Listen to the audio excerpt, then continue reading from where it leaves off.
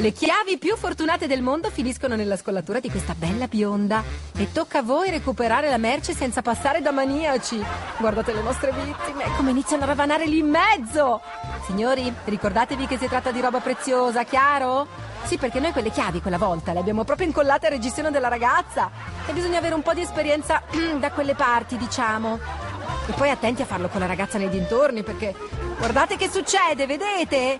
Mamma che botta. Beh, però complimenti, Non vedo grande professionalità da quelle parti, Non vedo neanche facce tanto abituate a mettere le mani in quei posti, a dir la verità.